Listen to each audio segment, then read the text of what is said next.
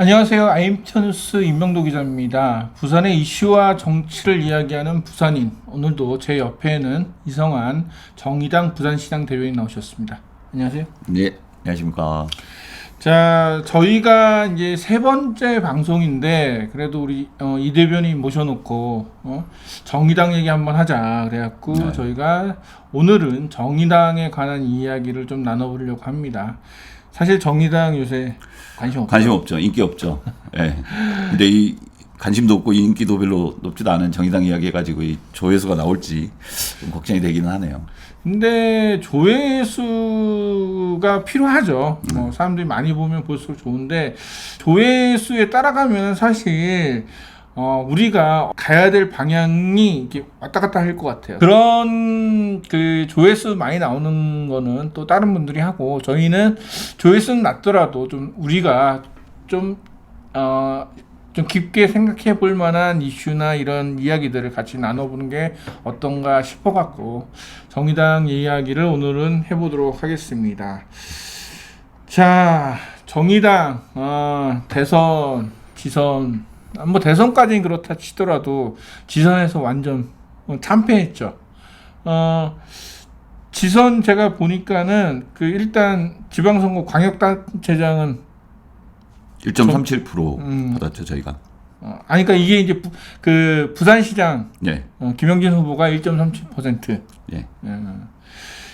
뭐 부산은 그렇다 치더라도 그 전국적으로 보더라도 광역단체장은 뭐 아무도 없었고 당선된 사람은 당연히 없고요. 그다음에 기초단체장도 없고 네. 광역 기초의회 당선자 수가 전국적으로 9명인가 그럴 겁니다. 예. 네.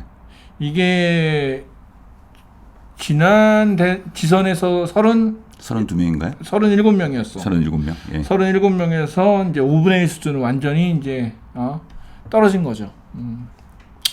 그 성적으로 따지면은 그래도 중간 뭐 진보정당 성적표로는 중간은 갔었는데 이제는 완전 거의 이제 꼴등으로 이제 완전 이제 떨어진 건데 이게 저는 이 그 정의당 패배가 퇴보한다는 게 가장 큰 문제 같아요. 그 16대 대선에서 민주노동당 권영길 후보가 이제 나와서 3.89% 받았거든요. 그러다가 이제 심상정 후보가 19대 때 이제 6.17%. 네, 200만 표가 넘었죠. 예. 네. 그 다음에 이번 대선에서 2.37%. 네. 사실 이번 대선에서는 뭐 굳이 이제 뭐 양당이 선거 끝난 다음에 그런 얘기도 있었어요. 만약에 심상정 후보가 이재명 후보랑 이제 단일을 했으면은 뭐 승리할 수도 있다 뭐 이런 얘기도 있는데 저는 이제는 그런 얘기는 사실은 결선 투표제 아닌 이상은 의미 없다고 생각을 합니다. 계속 이제 후퇴를 하고 참패를 했는데 이게 또 비교됐던 게 뭐냐면은 이 진보당. 네. 진보당은 의외로 기초의회가 20명 당선됐어요. 네, 전국에서 그렇게 예. 됐죠. 예.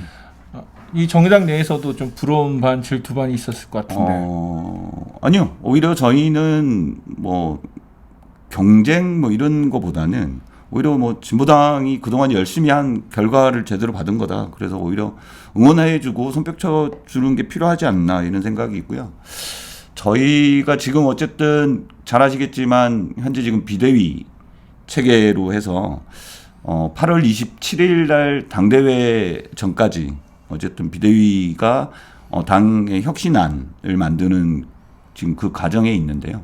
어제도 이제 부산에 이현주 비대위원장하고 한석호 비대위원, 김희서 비대위원 이렇게 와서 부산시당에 있는 당원들하고 간담회도 좀 가졌고 계속 이제 전국을 돌면서 당원들 이야기를 듣고 정의당의 위기가 도대체 무엇이고 이 위기를 어떻게 돌파할 것인가를 가지고 당원들하고 계속 지금 이야기를 나누고 있는 과정이다 이렇게 보시면 될 것 같습니다. 피터님이 앞에서 이제 유튜브 조회수를 이야기를 잠시 하셨는데 정의당의 위기가 앞서 말씀드린 대로 대선 때 심상정 후보가 얻은 득표율 그리고 지방선거에 그 진보당보다 적은 그 기초의원이나 광역 단체장 수에 있다라고 저희는 생각하지는 않거든요. 그러니까 이게 좀 과정이 있는 것 같습니다. 정의당이 처음에 그러니까 통진당 분당해서 정의당을 만들고 그렇게 와서 2017년에 앞서 잠시 소개해드린 대로 19대 대선에서 심상정 후보 그리고 정의당이 민주노동당 때 권영길 대표가 그 대선 후보로 나왔을 때 얻었던 표보다 더 많이 받았습니다. 그러면서 약간 이렇게 상승기로 가는 것처럼 했는데 그 다음 2018년 지방선거도 나름 뭐 잘 치렀던 것 같고, 근데 문제는 이제 2020년 총선 때부터 이제 꼬꾸라지기 시작한 거죠. 그래서 단순히 이제 지지율, 득표율로 정의당의 위기를 이야기하는 게 아니라 도대체 지금 가장 큰 문제는 이번 그 대선과 지선에서 나타났던 건 정의당에 대한 비호감입니다. 그게 어느 때보다 지금 크고 조금 미움받고 있는 상황이 저희는 정의당의 가장 큰 위기가 아닌가 이렇게 생각하고 있습니다. 그러니까 미움을 갖고 비호감이라는 것에 그러니까 제가 이제 정의당 관련돼서 자료를 조사하면서 지난 7월 5일 날 그 대선 지선 토론, 그러니까 평가 토론을 한 것, 국회에서 했죠. 국회에서 했는데 그때 나왔던 얘기가 있어요. 뭐냐면은 정의당은 특정 세대와 이념 성향, 직업, 성별 등 어디에서도 주목할 만한 지지를 받지 못했다. 특히 20대 여성과 노동계층에서도 지지율은 미비했다. 네. 지지 기반이 없다. 그러니까 저는 이제 이게 저희가 얘기해야 될 부분이 뭐냐면 도대체 정의당의 정체는 뭐냐. 저는 이거를 일단은 짚고 넘어가야 된다고 봐요. 그러니까 이게 뭐냐면은 심상정 후보가 노동이 당당한 나라 그런 캐치플레이 이슈 이게 굉장히 잘 먹혀 들어갔거든요. 그리고 노회찬, 그 심상정 이 두 사람을 봤을 때 모든 사람들이 이 노동과 그 두 사람을 뗄 수가 없는 거고 그리고 심상정 후보가 이 뭐 정의당 이끌어서 이제 심상정 후보인데 심상정 후보가 이제 뭐 지금 젊은 사람들은 모를 거예요. 심상정이라는 사람이 어떤 사람인지. 심상정이라는 게 심상정 의원이 원래 이제 구로공단에 위장 취업을 했던 사람. 그렇죠. 미싱사로 했는데 제가 이제 구로공단 거기서 살았잖아요. 이 구로공단 벌집부터 그때 되게 열악했거든요. 우리 이강수 교수님이랑 부산 지역 노동사 할 때도 나왔지만은 그때부터 이제 심상정 후보가 이제 구로대 투쟁부터 해갖고 해서 금속노조 사무처장. 그렇죠. 그러니까 여러분들 아시겠지만 우리나라에서 노조 중에서 제일 강성이 금속노조. 험한 일 하시는 분들이기 때문에 그때 이제 우리 그 심상정 그때 사무처장이 굉장히 빵빵했거든. 정말 철의 여인 막 그렇게 불렸죠. 그래서 사실은 심상정 의원이 그때 이제 처음에 2000 몇 년이었지? 심상정 의원이 2004년도 민노당 비례대표 1번으로 나왔죠. 근데 그때 당시에 심상정이라는 이 후보가 뭐 여성이냐 그게 아니었거든. 노동 철의 여인으로 정말 딱 한 1번을 받고 갔는데 지금 심상정 하면은 다 뭐 아시겠지만은 우리 아들이 이제 고2인데 심상정 의원은 페미 그거밖에 생각이 안 나는데. 저는 페미 정당이 나쁜 거라고 생각하지는 않습니다. 그렇죠. 진보 정당이면 당연히 페미니즘을 누구보다도 앞서서 이야기를 할 수 있어야 되고 해야 된다라고 생각하는데 지금의 정의당의 위기가 페미니즘을 이야기를 강하게 했기 때문에 위기인가? 저는 그렇게 생각하지는 않거든요. 뭐 얼마 전에 장영은 의원도 그 개인 페북에 그런 글을 썼는데 지금 정의당은 노동도 페미니즘도 둘 다 제대로 못하고 있기 때문에 오히려 문제인 거지. 혹은 노동보다 오히려 페미를 더 강하게 이야기했다? 저는 조금 이 부분은 좀 고민해봐야 되는 부분이 있는 거 아닌가 이렇게 생각하고요. 말씀하신 대로 심상정 후보가 80년대, 90년대는 한국의 노동을 대표하는 역할을 하셨죠. 그리고 누구도 부정하지 않았던 것 같고. 근데 문제는 지금은 이제 심상정 후보를 심지어 금속노조에서도 자신들의 후보로 보지 않습니다. 그러니까 그 말은 정의당이 지금 뭐 선거 때마다 어쨌든 민주노총 지지 후보들 뭐 혹은 민주노총 후보 이렇게 타이틀을 달고 나오지만 실질적으로는 많은 노동자분들이 우리를 대변해주는 정당이 정의당이다 이렇게 생각하지 않는다는 거거든요. 그래서 이 부분도 제가 봤을 때는 지금 정의당의 위기의 가장 큰 중요한 부분이다라고 생각됩니다. 근데 그때 토론에서도 나왔지만은 사실 이제 페미를 얘기를 해야 되는 것도 맞아요, 저는. 근데 중요한 거는 여성을 얘기하고 페미를 얘기하면은 여성들이 그거를 이제 공감을 하고 지지를 하고 너희가 우리의 얘기를 대변해 주는구나 해갖고 호응을 해줘야 되는데 사실은 그렇다고 해서 특별하게 호응이 있었다고 보기 어렵다는 평가가 나왔어요. 네. 네. 그러니까 이 말은 뭐냐면은 가야 될 방향은 맞아요. 페미든 노동이고 같이 가는 게 맞지만은 제대로 못했다는 거지. 저는 이게 그 핵심이라고 생각해요. 그러니까는 그리고 또 중요한 거는 정의당 내부에서도 과연 정의당이 페미니즘을 말할 정도로 여성이 제대로 된 정당인가라는 것도 저는 의문이 좀 듭니다. 이제 그런 부분에서 놓고 보면 정의당이 이제 내부 내에서 여성 활동가나 혹은 여성 당원들의 비중이 적다 이렇게 그러면 그게 아니라 이제 성비위나 그런 문제들이 자꾸 터져 나오는 거 보면은 이게 뭐지? 정의당도 자유롭지 않죠. 그러니까 이게 뭐지? 그러니까는 그 이슈 대응할 때마다 계속 나왔던 부분이 왜 저런 식으로 대응할까라는 얘기들이 계속 많이 나왔거든요. 정의당 외부에서 볼 때 뭐 레디컬 페미니즘 그때 사건도 있었지만은 그러니까 이거 뭐냐면은 그러니까 생각은 있어. 우리가 자기들이 나가야 될 방향이 뭔지는 알고 있지만은 그거를 능숙하게 정치적으로 풀어나갈 능력이 없다. 실력이 아직 안 됐다고 저는 보고 있어요. 네, 뭐 그런 지적에 대해서는 저도 타당한 지적이다라고 생각하고요. 이제 좀 잘 보셨으면 좋겠는 게 원래 그 80년대, 90년대 그 대한민국의 운동에서 페미니즘 혹은 성평등의 문제는 중요한 의제가 아니었습니다. 그리고 공부도 별로 안 했었고요. 심지어는 막시즘이라고 하는 마르크스주의 내부에서도 페미니즘은 상당히 약합니다. 혹은 아예 빠져 있는 영역이기도 하다. 뭐 이렇게 볼 수도 있는데 말씀하신 대로 저희가 많이 부족했죠. 공부도 제대로 안 돼 있었고 근데 어쨌든 시작은 했던 거고 그러니까 잘 아시겠지만 그 2016년인가요? 그 정의당의 2016년에 되게 가슴 아픈 그 상처 같은 게 하나 있습니다. 바로 메갈 논쟁인데요. 이게 정의당의 컴플렉스처럼 작용한 부분이 있어서 그 반대급부로 오히려 그러면 정의당이 페미니즘을 적극적으로 한번 이야기하고 주장해보자라고 하는 분위기가 좀 있었던 것 같습니다.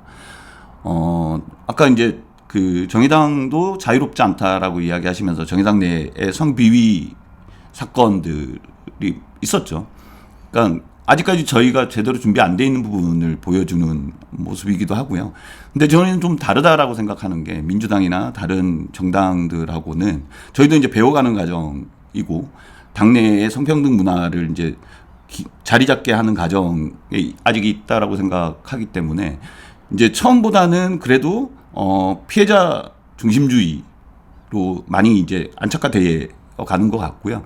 대처하는 방식도 뭐 일방적으로 뭐 조직을 보호하는 차원의 접근이 아니라 근본적으로 문제를 좀 해결하는 방식으로 좀 지금은 잘 가고 있는 거 아닌가. 그런 부분이 오히려 보면 진보정당으로서 다른 정당과의 차별성도 좀 보여지는 부분도 있다. 이렇게 말씀드릴 수 있을 것 같아요. 여러 가지 뭐 사실 이제 페미니즘이나 뭐 메갈 이야기하면 한도 끝도 없고 예. 사실 여러 가지 부분에서 지금 저희가 이제 정의당을 논하려고 했던 가장 큰 중요한 거는 왜 비호감이냐 그 부분에서 그런 요소도 어느 정도 준비되지 못하면서 페미니즘 얘기했던 것도 있다. 자 그러면은 다시 이제 넘어와서 그럼 노동은 제대로 얘기를 했느냐. 그러니까 전 이 부분도 되게 중요한 포인트라고 저는 생각을 해요. 왜냐면은 정의당의 가장 기본은 노동당인 것 같거든요. 그러니까 노동이 우선 베이스로 깔려갖고 그리고 그러니까 정의당을 지지하는 사람들이 이제 대부분 노조원도 많았고, 어떻게 보면 지지 세력들이 이제 조합원 노조원들이 많았는데 이번 지선에서 보면은 노조원조차 조합원들조차 정의당을 지지하지 않았다는 그런 평가가 나오면서 그러니까 이 부분을 간과하지 않았냐라는 생각도 좀 들어요. 어떻게 보세요? 네, 뭐 저희는 반성해야 되는 부분이라고 생각합니다. 그러니까 이번에만 그런 게 아니고요. 실제로 정의당이 최근 몇 년 사이에 보여준 모습 속에 민주노총이나 뭐 민주노총 조합원들로부터 많은 지지를 못 받고 있는 거는 사실인 거고요. 근데 좀 이건 정의당만의 문제보다는 물론 이제 정의당의 문제일 수도 있겠지만 대한민국 노동운동의 과제이기도 합니다. 실제로는 왜냐하면 그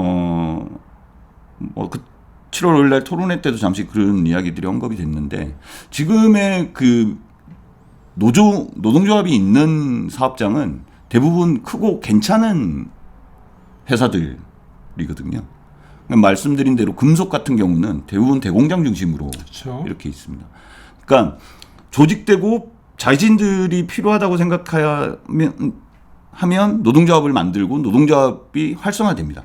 근데 우리가 흔히 이제 지금 1,000만이 넘는 대한민국의 노동자 중에 조직된 노동자는 14.7%, 그 많이 오른 거죠. 10%에서 그나마 지금 14.7%까지 올랐는데 문제는 이 노동조합이 아닌 노동조합조차도 못 만들고 있는 절대 다수의 노동자들을 그러면 어떻게 할 거냐. 이 사람들의 노동권, 인권, 그리고 안전하게 일할 수 있는 일터를 만드는 이런 문제에 대해서 정의당이 제대로 하지 못했다라고 하는 부분은 너무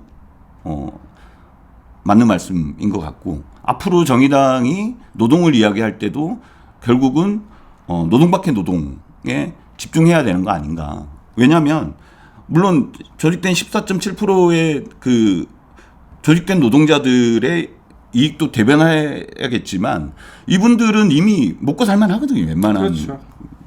분들은. 근데 그러면 정의당이 계속 여기 이제 중산층 이상의 이익을 대변하는 정당이 될 거냐 아니면 80%의 조직되지 못한 흔히 말하는 그 지금 이 사회의 사회적 약자를 대변하는 진보정당의 길을 갈 거냐. 이건 대단히 중요한 문제고 이것에 대해서 좀 심도 깊게 지금 이야기를 나누고 있다 이렇게 말씀드릴 수 있습니다. 그러니까 저도 당연히 지금 정의당이 가야 할 길은 노조를 만들지 못하고 노조에 가입되지 못한 그 나머지 정말 89%의 85% 그 노동자들을 위해 다가가야 된다고 저는 봐요. 네. 그런데 과연 그 85%의 사람들이 자기들이 노동에 불이익을 당했을 때 정의당에 갈 수 있느냐. 이 부분에 대해서 정의당이 잘하면 그들까지 끌어올 수 있는 정말 노동자들을 끌어안을 수 있는 그런 정당이 될 수 있지만은 그들을 끌어안지 못하면은 사실 전 실패할 수 있다고 생각해요. 그 심상정 후보가 그 언제지 2015년인가 고용노동부 그 국정감사에서 굉장히 몰아쳤잖아요. 국회의원들 1억씩 2억씩 받아내면서 일하는 사람들한테 왜 제대로 케어하지 않냐 그러면서 거의 이게 이제 제가 아는 직설에서 이 그 랩 처럼 네. 영상으로 만들어서 많은 사람들이 화제가 됐는데 저 그런 거죠. 저 사람 저 정당이라면은 내가 나의 억울함을 정치적으로 풀어나갈 수 있는 기대할 수 있는 정당이라는 그런 느낌이 받아야 되고 그리고 이 심상정 후보가 또 임금 피켓 때도 괜찮았어요. 네, 뭐 사람들로 하여금 야 역시 심상정이다라는 그런 모습을 보여줘갖고 그때도 괜찮았는데 이게 이제 그게 그 이후에 2016년에 다 까먹은 거지. 많이 까먹었죠. 매갈 때 많이 까먹었고요. 그래도 그 2017년 대선할 때 마지막 발언, 마지막 1분인가요? 그 발언으로 그나마 다시 좀 원래는 더 높았었거든요. 깜깜이 여론조사 발표 못하는 깜깜이 선거 기간에 들어가서 많이 까먹기는 했는데 그래도 앞서 말씀드린 것처럼 진보정당 역사상 처음으로 200만 표 이상을 득표한 건 심상정 의원의 개인 역량이 컸다 뭐 이렇게 평가할 수밖에 없을 것 같고요.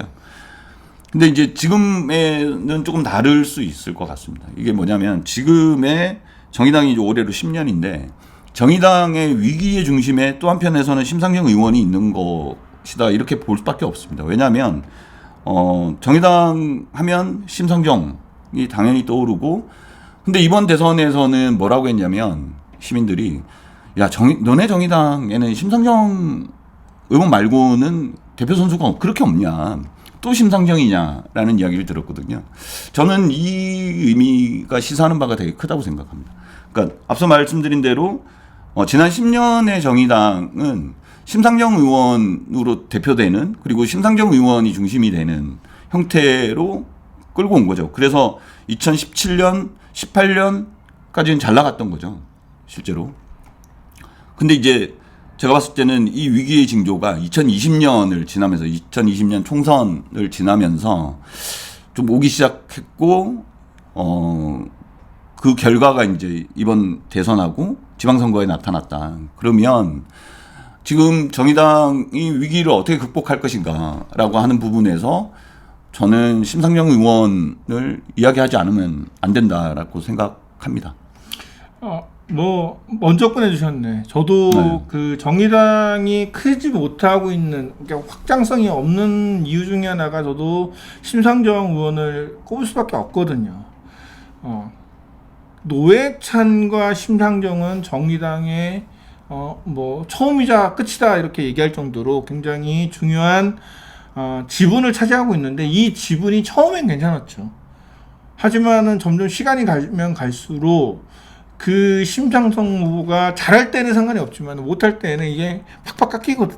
그래서 그거에 그쵸. 따라서 정당의 존립 자체도 이제 위협을 받는데 중요한 거는 그러면은 심상정을 있거나 아니면은 심상정과 함께 나아갈 수 있는 그런 정치인들이 있냐라고 하면은 딱히 생각나는 사람이 아직까지는 잘 안 보였던 거죠. 뭐 논란이 되고 있는 뭐 이슈 몰이하는 뭐 유호정 의원은 있지만은 사실은 그게 어떤 정치적인 부분보다 어떻게 보면 언론의 정말 그냥 이슈에 따라가는 좀 이용당하는 측면이 있는 것 같습니다. 그러니까 예를 들면 유호정 의원도 의정 활동 되게 열심히 하고 잘합니다. 네, 그래요. 만약에 유호정 의원이 민주당에 있었으면 엄청나게 떴을 겁니다.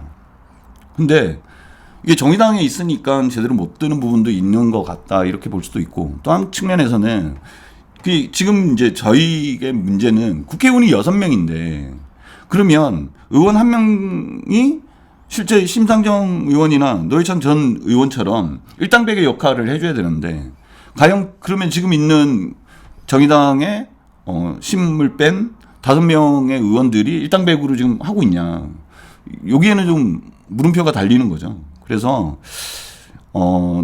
예를 들면 정의당이 의원 수가 적어도 한 20명 되고 이러면 청년도 그렇고 뭐 여성을 반으로 채워도 되고요.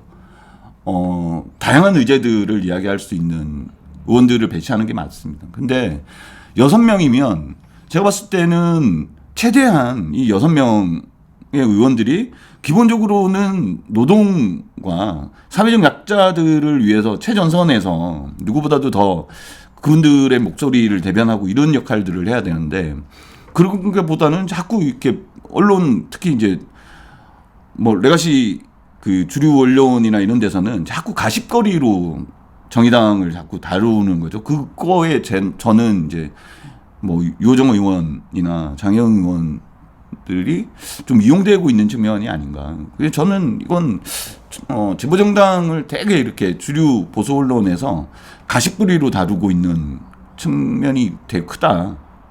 이것도 저희가 이제 극복해야 되는 과제 중에 하나라고 저는 생각합니다.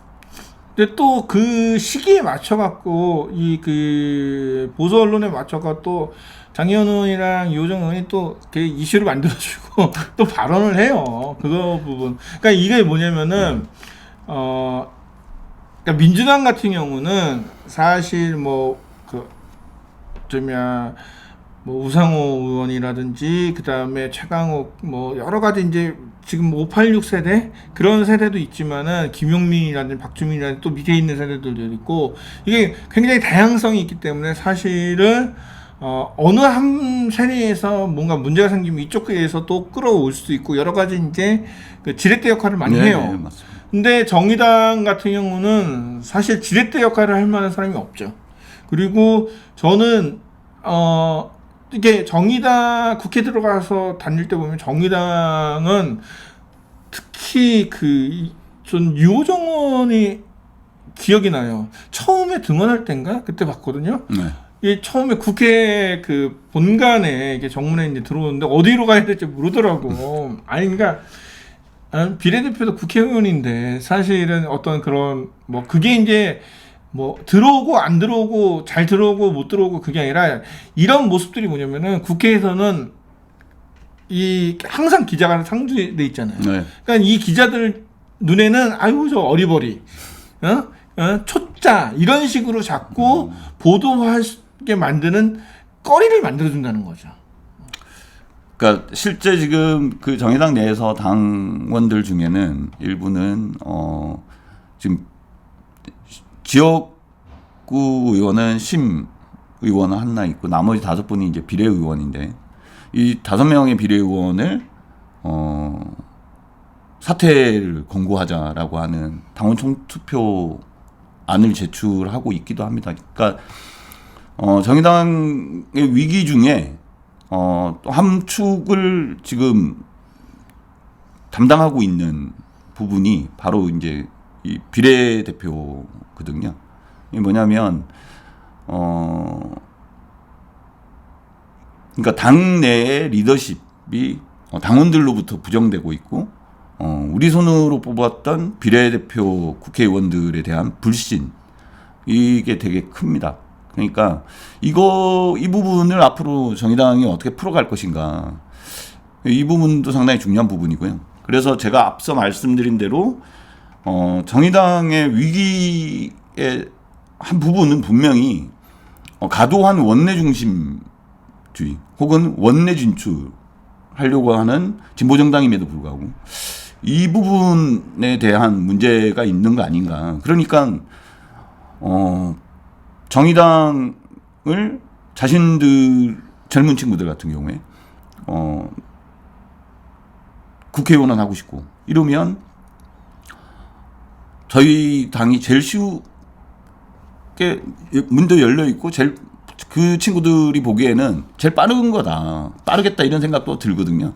근데 이 부분을 고쳐내지 않으면 실제로는 청년 정치도 제대로 정의당이 구현하기도 힘들 수 있고 이런 방식 할당 혹은 가산점 이런 부분으로 그 정의당의 정치를 당내 정치를 이제는 좀 그만해야 되는 거 아닌가라는 생각을 저는 개인적으로 하고 있습니다.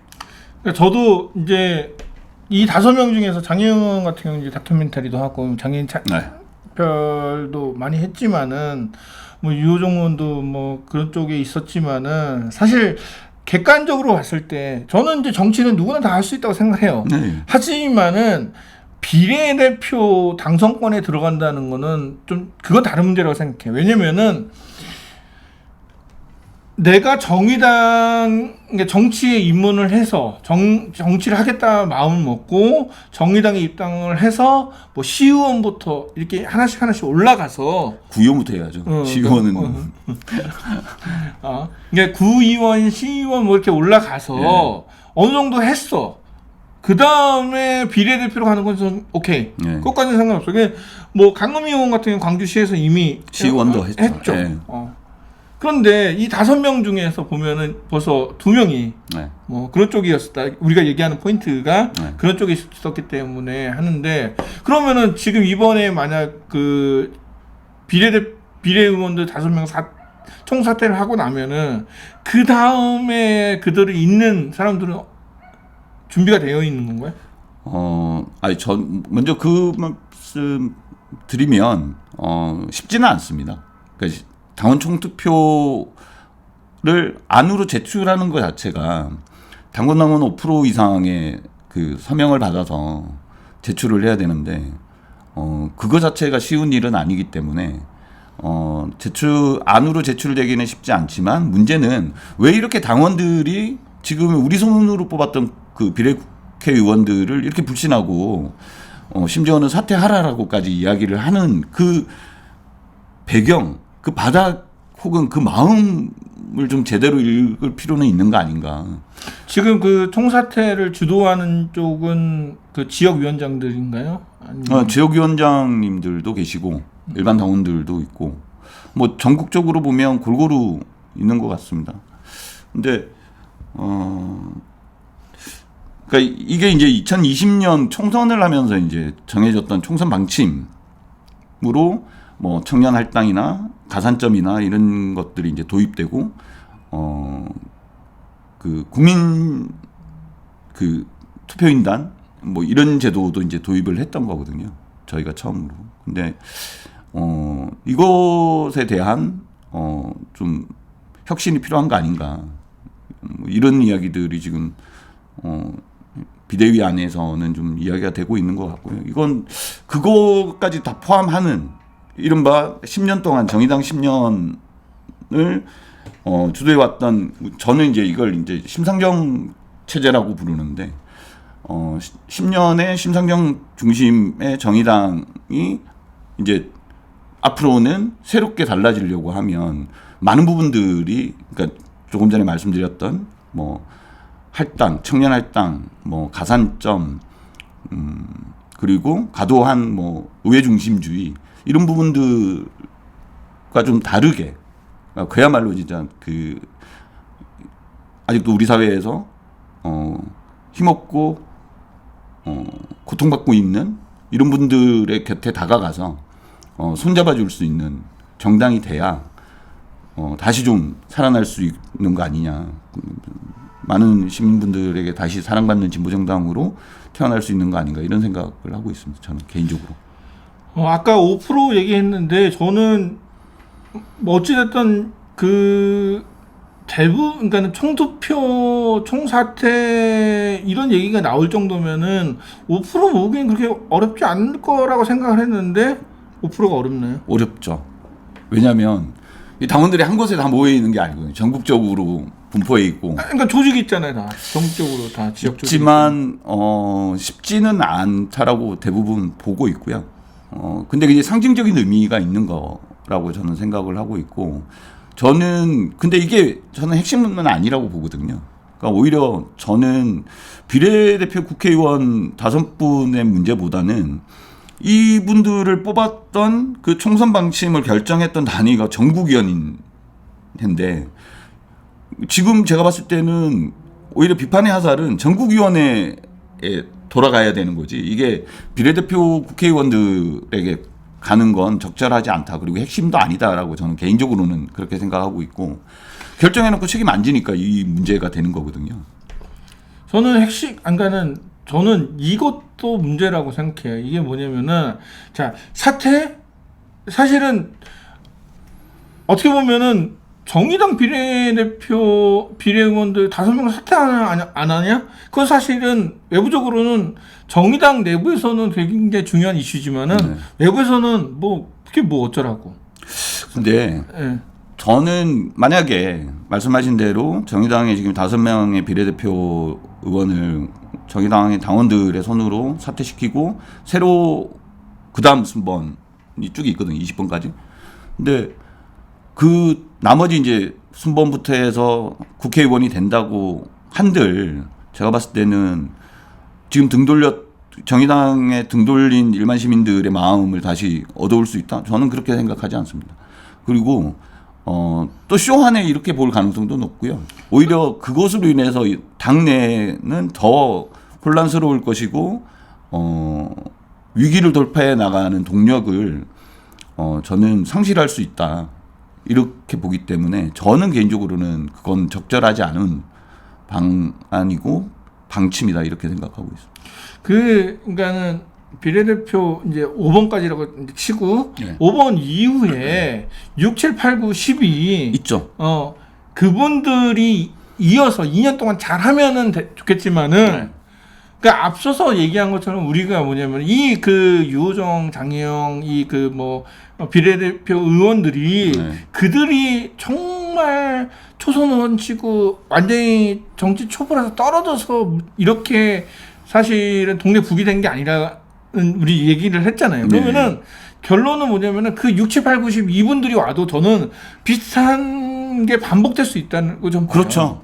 왜냐하면 어렵사리 지금 2년 넘게 지금 의정생활을 하면서 많은 시행착오도 하고 우리도 범해서 지금까지 왔는데 이제 좀 이제 할만한데 다시 이거를 잃어버리고 이건 당을 위해서도 저는 손해라고 생각합니다. 그러니까 그 다음 순번 새로운 사람 들어가면 똑같이 또 2년은 또 헤매고 시행착오 겪을 건데 굳이 이걸 뭐 하러 하냐는 거죠. 그러니까는 뭐 중간에 이 5명 중에 몇 사람이 나는 내가 볼 때 우리가 뭐 정의당이 다시 노동으로 가야 된다 그래서 노동 내 뒷번호 그 뭐 6번이 노동 전문가이기 때문에 이분이 나보다 더 의정 활동을 잘할 것 같고 내가 사퇴하고 그분이 와야 된다 뭐 이런 식이면은 이해를 하겠어. 근데 뭐 5명 다 사퇴하고 그다음 60, 8, 90 온다 한들 잘 될 것 같지도 않고 또 중요한 거는 제가 이제 그 정치를 보면서 예전에는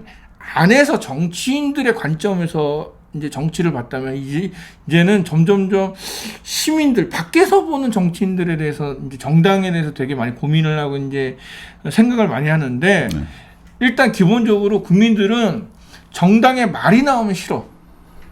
그렇죠. 그러니까 정당에서 뭐 내용 뭐 이준석 뭐 중징계 이런 거 나오면 일단은 싫어. 제가 얼마나 우리가 맡겨난 그러니까 국민들 입장에서는 정치인들은 국회에 있는 애들은 내가 투표를 해서 맡겨놨는데 일을 똑바로 못한다고 생각을 하는 거예요. 그래서 사실 민주당도 계속 이제 떨어지는 게 뭐냐면 내용, 내분, 갈등 이런 얘기들. 그래서 이제 보수 언론에서 가장 많이 쓰는 게 뭐 갈등 뭐 이런 그쵸? 것들을 자꾸 프레임으로 씌우는데, 그러니까 이건 뭐냐면은 저는 정의당이 뭐 전국위원회를 하든지 비례대표 사퇴를 하든지 뭘 하든지 다 좋다 이거야. 그걸 해서 다 수습이 될 수 있느냐 이거지. 수습이 되면 하라 이건데 제가 볼 때는 수습이 안 될 것 같은데. 쉽지는 않습니다. 이게 원래 저는 지금의 정의당의 지지율 혹은 이 비호감 정서는 제가 봤을 때는 꽤 길게 갈 수도 있다. 1, 2년은 다음 총선 때까지 갈 수도 있다. 이렇게 좀 생각하는 게 맞는 거 아닌가. 그러면 이제 저는 앞으로의 10년을 좀 내다보고 좀 길게 가자. 잠시 좀 쪼그라들더라도 아까 말씀하신 대로 조회수나 지지율 이런 거에 연연하지 말고 뚜벅뚜벅 진보정당답게 그 일반 시민분들이 생각하는 진보정당은 이래야 된다라고 생각하시는 것들이 이제는 있으세요. 그렇죠. 그 모습에 부합할 수 있도록 좀 더디더라도 뚜벅뚜벅 걸어 나가는 게 정의당이 이 위기를 돌파하면서 다시 그 시민들로부터 사랑받을 수 있는 길인 거지. 이건 뭐 깜짝 쇼 몇 번 해서 뭐 아니면 뭐 이벤트 해서 저는 절대 시민들의 마음을 얻을 수 없다고 생각합니다. 그래서 조금 힘들 겁니다. 제가 봤을 때는 2022년 지금 22년이고 24년 총선도 어려울 수도 있고요.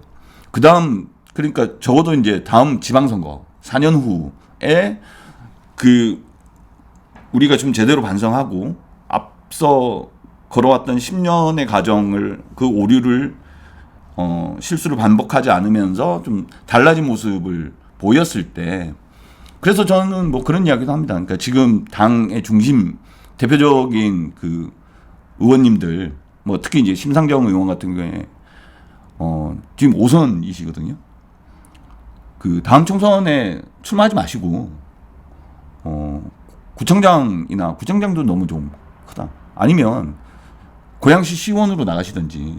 그러니까 그렇게 좀 헌신하는 모습을 보이는 게 오히려 그러니까 국회의원 자리에 연연해야 하는 것보다 당을 대표하는 뭐 이정미 대표도 국회의원 선거 안 나오고 오히려 지역의 시의원으로 나오고 그야말로 진짜 바닥에서부터 다시 시작하는 그런 느낌을 이건 좀 너무 헛된 꿈일 수도 있는데 그 정도를 보여줘야 시민분들이 볼 때 아 진짜 정의당이 반성 많이 했구나 제대로 했구나 진짜 좀 달라지려고 하는구나 그렇게 조금씩 마음을 열어주시지 않을까 이렇게 생각하고 있습니다. 그러니까 저는 그 이제 시의원보다는 이 구청장 최소한 뭐 시장은 너무 크고 일단은 뭐 저는 구청장부터 그러니까 밑바닥부터 하는 모습을 보여주는 건 좋다고 생각하는데 앞서서 얘기했듯이 그러니까 지금 당장의 그 지지율과 득표율 그리고 뭐 어떤 그 뭐 비대위 체계 이런 것보다는 10년을 내다보고 준비를 해야 된다. 굉장히 좋은 말이에요. 근데 그럼 10년을 내다보고 가야 되는데 그 방향성에 대해서는 저는 이제 고민을 해야 돼요. 그런데 앞서서 우리가 얘기했듯이 85%의 그러니까 노조 가입이 되지 않았던 이 85%의 사람들이 기댈 수 있는 그런 정당 그리고 그러니까 그러니까 저는 페미니즘에 대해서 이게 그 페미니즘이 우리나라에서는 좀 양면성이 있다고 생각해요. 그게 뭐냐면은 페미니즘을 얘기하는 것 자체를 싫어하지만은 반대로 얘기해서 우리나라가 여성에 대한 그 뭐 성폭력뿐만 아니라 정말 말 그대로 이제 주먹을 휘두르는 이 육체적 폭력, 차별이 분명히 존재를 합니다. 그런 부분에서 정의당이 약자인 여성들을 보호해야 될 건 분명히 필요하지만은 이걸 좀 나눴으면 좋겠어.